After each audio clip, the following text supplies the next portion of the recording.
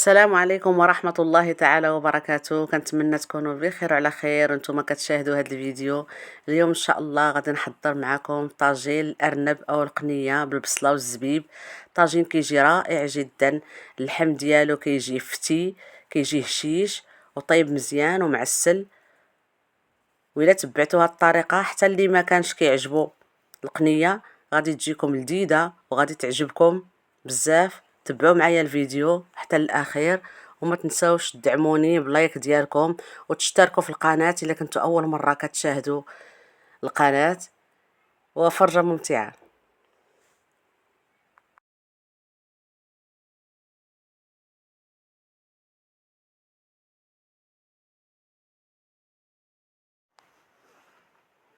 كنحتاجو قنية اللي كنغسلوها مزيان بالملحة والحامض والسكينجبير. الغسيل ديالها كيكون بحال ديال الدجاج. كنغسلوها مزيان وكنخلوها تسقطر حتى كتنشف مزيان.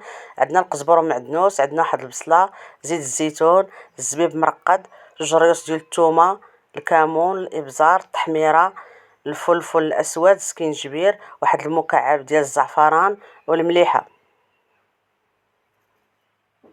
كناخذوا هاد جوج ريوس ديال الثومه وكنطحنوهم. كنضيفوا ليهم الربيع، القزبر ومعدنوس مقطعين صغار. كنضيفوا التوابل، الملحه، الابزار، سكينجبير، الكركم.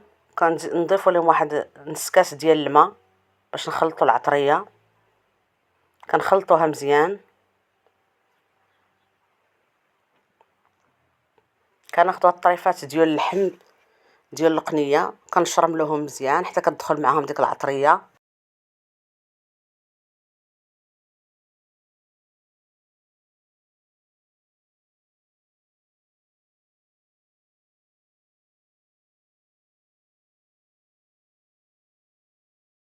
كتجي لذيذه بهاد العطريه هادي.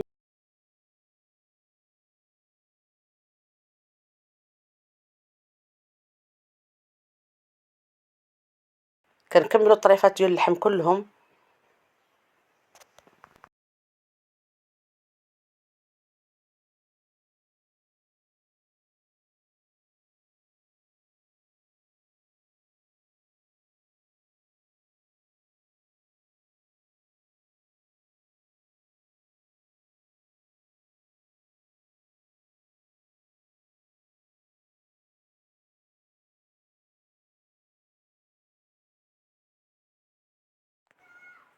ودابا كنخليو هاد اللحيمات كنحطوهم هنا وكنخليهم حتى كيتشرملوا مزيان وكتدخل معاهم ديك العطريه تقريبا واحد نص ساعه.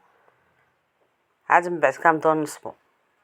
وهنا كناخذوا واحد الطاجين كنوضعوه فوق النار، كنضيفوا ليه زيت الزيتون وكنضيفوا الطريفات ديال اللحم ديال القنيه.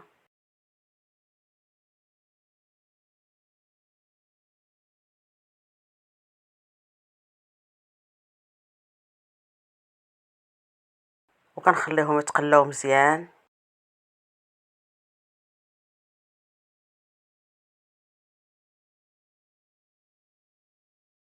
دابا كنضيفوا واحد شويه ديال البصله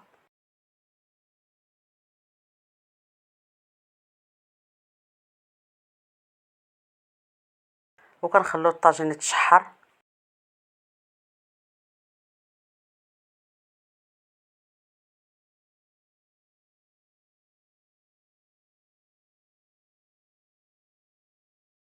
ودابا من بعد ما تشحر الطاجين كنبداو نقلبوا في دوك اللحيمات.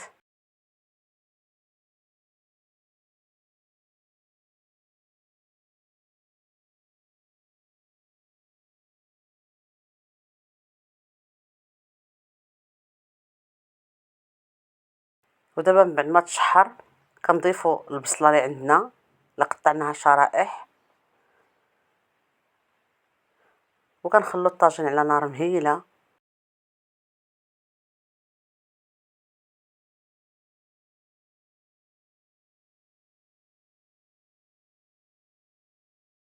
دابا كنضيفوا الزبيب اللي كنا مرقدينه في الماء حتى رطاب.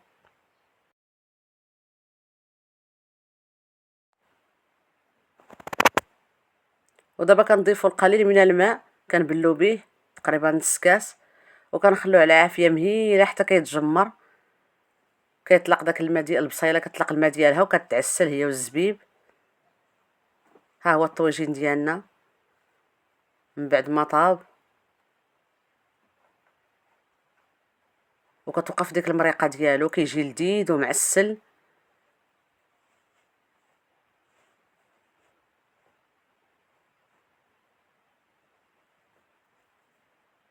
وكيكون هذا هو الشكل النهائي ديال الطاجين اللي حضرت معكم اليوم ديال قنيه من بعد ما نشف وتعسل. كيف ما كتشوفوا كيجي زوين بزاف، كيجي لذيذ. صراحه كنتمنى تجربوه بهذه الطريقه هذه، اكيد غيجيكم لذيذ، وحتى الا ما كنتوش كتاكلوا اللحم قنيه غادي يعجبكم، كيجي رائع. وكنتمنى الى شاهدتوا الفيديو انكم ما تنساوش تدعموني باللايك ديالكم والاشتراك في القناه وشي تعليق يكون زوين.